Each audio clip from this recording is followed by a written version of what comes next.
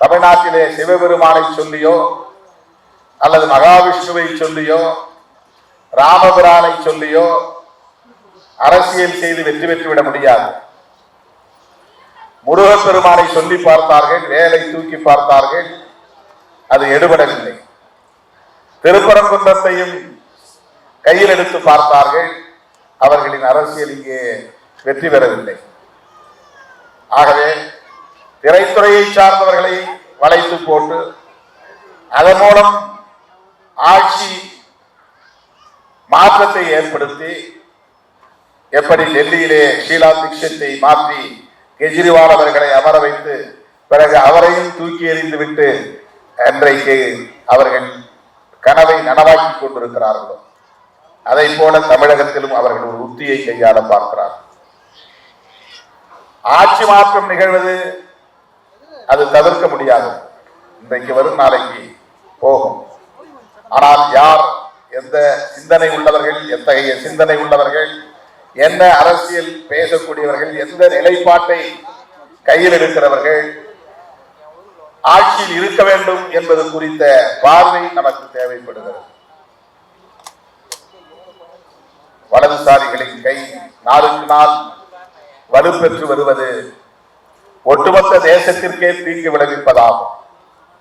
அமெரிக்க அதிபரோடு போட்டிருக்கிற இந்த ஒப்பந்தம் அதற்கு ஒரு சான்று. விவசாயத்தை பாதுகாக்க வேண்டுமானால், விவசாயிகளை பாதுகாக்க வேண்டுமானால், விவசாய கூலி தொழிலாளர்களை பாதுகாக்க வேண்டுமானால் இந்திய மண்ணில் இடதுசாரி அரசியல் இன்னும் வலுப்பெற வேண்டும். அனைத்து தளங்களிலும் அது விரிவடைய வேண்டும்.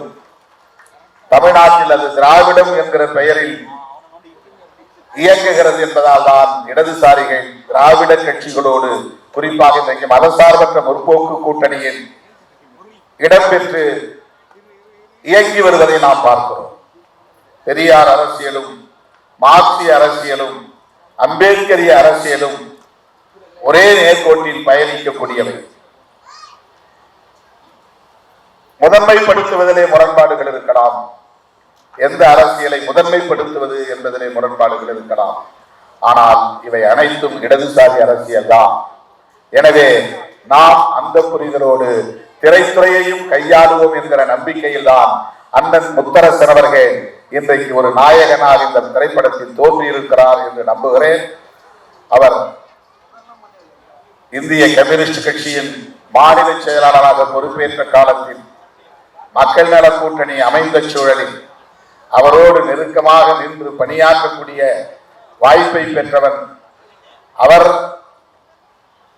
இன்றைக்கு கலைத்துறையிலும் அடியெடுத்து வைத்திருக்கிறார் என்றால் இந்த கலைத்துறையை இடதுசாரி மயப்படுத்துவதில் அவருக்கு ஒரு பொறுப்பு இருக்கிறது, பங்கு இருக்கிறது என்பதை நானும் உணர்கிறேன். அவருக்கு என்னுடைய வாழ்த்துக்கள். இந்த திரைப்படத்தை இயக்கி இருக்கிற இயக்குனர் விஜயகுமார் அவர்களுக்கு என்னுடைய வாழ்த்துக்கள். நாடறிந்த புகழ்பெற்ற திரைக்கலைஞர் சமுத்திரக்கனி அவர்களுக்கும் என்னுடைய நெஞ்சார்ந்த வாழ்த்துக்கள். இந்த திரைப்படம் மக்களின் ஏகோபித்த ஆதரவை பெற்று வெற்றி பெற வேண்டும் என்று வாழ்த்தி வாய்ப்புக்கு நன்றி கூறி முடிக்கிறேன். நன்றி, வணக்கம். செய்திகளை உடனுக்குடன் தெரிந்து கொள்ள கீழ்கண்ட கேபிள் மற்றும் டிடிஎச் நெட்வொர்க்குகளில் எம்நாடு செய்தி தொலைக்காட்சியை காணுங்கள். பாதகம் செய்பவரை கண்டால் நாம் பயம் கொள்ளலாகாது பாப்பா. மோதி மிதித்து விடு பாப்பா, அவர் முகத்தில் உமிழ்ந்து விடு பாப்பா. அண்மை செய்திகளை உடனுக்குடன் தெரிந்து கொள்ள இணைந்திருங்கள் எம்நாடு தொலைக்காட்சியுடன்.